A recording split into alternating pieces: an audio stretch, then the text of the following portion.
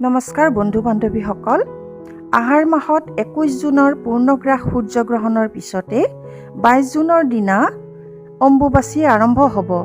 22 জুনৰ দিনত 7:39:34 প্ৰবৃত্তি হৈ 25 জুনৰ ৰাত্ৰি 8:04:23 নিবৃত্তি হ'ব।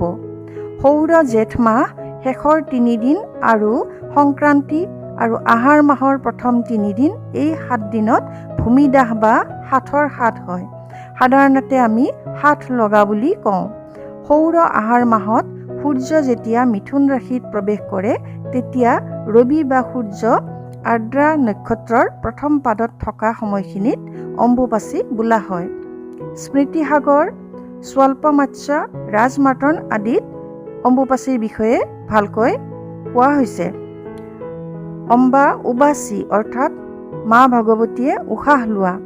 এই সময়ত ভগৱতী মা ৰজস্বলা হয় বুলি বিশ্বাস কৰা হয় আৰু সেয়েহে ভগৱতী মাৰ ৰূপ এই প্ৰকৃতি মাতাৰ সুৰক্ষাৰ বাবে এই অম্বুবাচী পালন কৰা হয়। শাস্ত্ৰত থকা মতে এই অম্বুবাচী প্ৰবৃত্তি হোৱাৰ পৰা নিবৃত্তিৰ দিনলৈকে এইকেইটা দিনত কিছুমান নিয়ম বা নিষেধ পালন কৰাৰ নিৰ্দেশ আছে। অম্বুবাচীৰ দিনকেইটাত মাটি খন্দা, হাল বোৱা, বীজ ৰোপণ কৰা, বৃক্ষ ৰোপণ কৰা নিষেধ। এই দিনকেইটাত পূজা, সন্ধ্যা, বেদ পাঠ আদি পালন কৰা নহয়।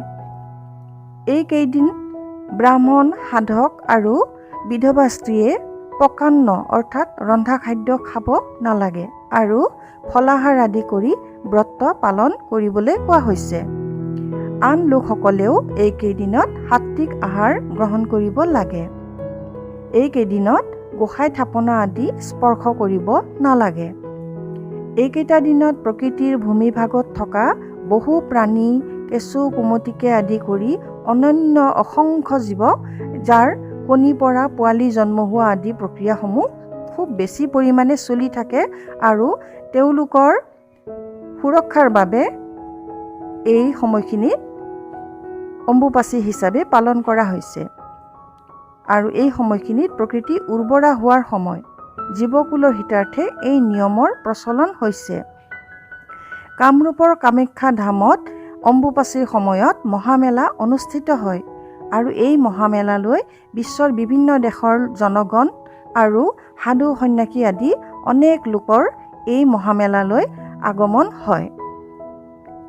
কিন্তু এইবাৰ কৰোনা মহামাৰীয়ে অনা সংকটৰ বাবে এই মেলা স্থগিত ৰখা হৈছে। অম্বুবাচী নিবৃত্তিৰ পিছৰ দিনা স্নান আদিৰে শুদ্ধ হৈ ঘৰখনৰ সদায় ব্যৱহৃত বস্তু যিবোৰ ধুব পাৰি সেইবোৰ পৰিষ্কাৰ কৰি ঘৰৰ ভিতৰে বাহিৰে সাৰি মচি তুলসী পানী আৰু গৌমূত্ৰ আদি ছটিয়াই শুদ্ধ কৰিব লাগে। গোসাঁই ঘৰো শুদ্ধ কৰি চাকি বন্তি আদি জ্বলাব লাগে।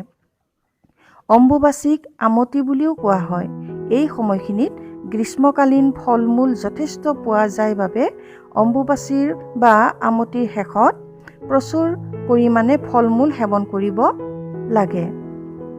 প্ৰিয় বন্ধুসকল, প্ৰকৃতিৰ সুৰক্ষাৰ কাৰণে এনেধৰণৰ বিজ্ঞানসন্মত নিয়মসমূহ আমি সকলোৱে পালন কৰা উচিত।